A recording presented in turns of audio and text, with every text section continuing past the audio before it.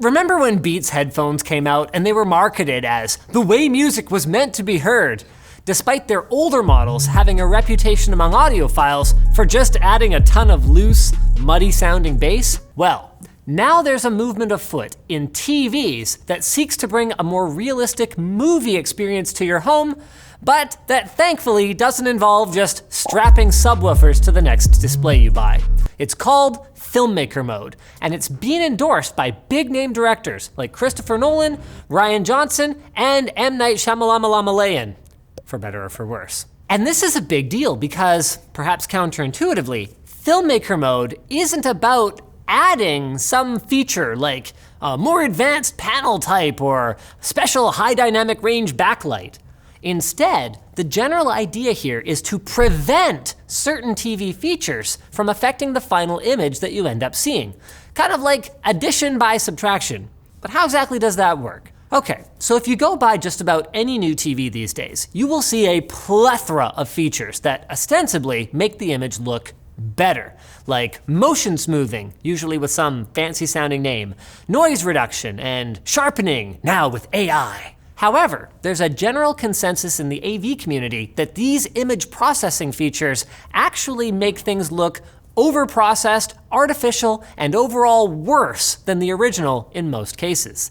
And even if you're not an AV expert, you can sometimes see this for yourself. Think about how overly smoothed an actor's skin might look sometimes, or how interpolated video often looks like the motion is unnaturally smooth, like what you'd see if you watch a soap opera. So the idea behind Filmmaker Mode is to disable all these built-in post-processing features and force the TV to show the original signal as it was intended to look by the filmmaker.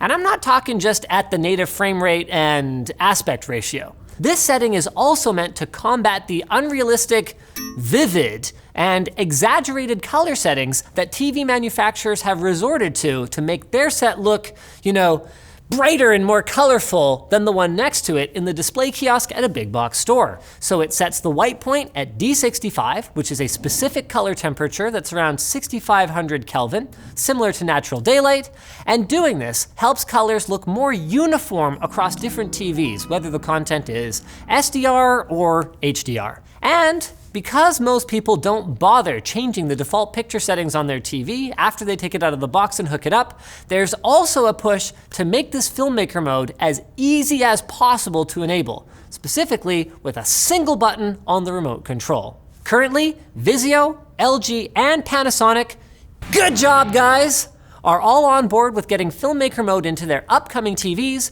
which should be hitting the market in 2020 at the latest. But hold on a second.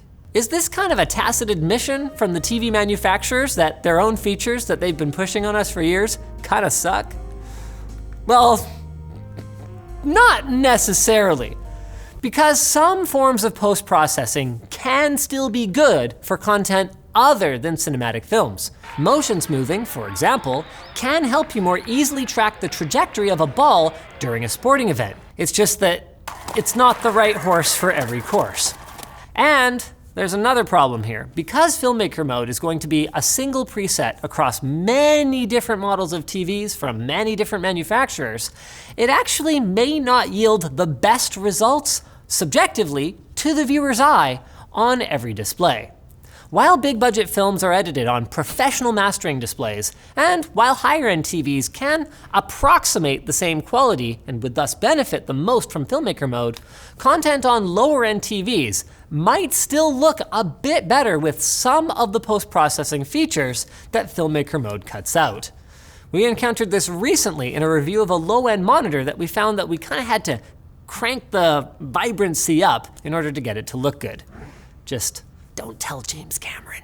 Speaking of things that are poorly kept secrets, the Massdrop and Sennheiser collaboration on the HD6XX headphones. They have sold over 70,000 of these things, and they're one of the all-time best sellers on drop.com. They feature a balanced mid-range with natural sounding bass and some extra little tweaks based on community feedback. They come with a 1/8 inch plug for everyday use and a 1/4 inch adapter for professional use, and Sennheiser backs these headphones up with their own warranty.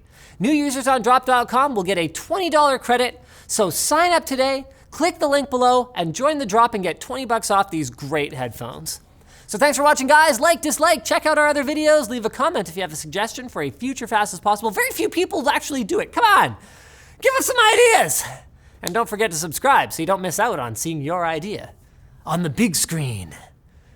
Filmmaker Mode.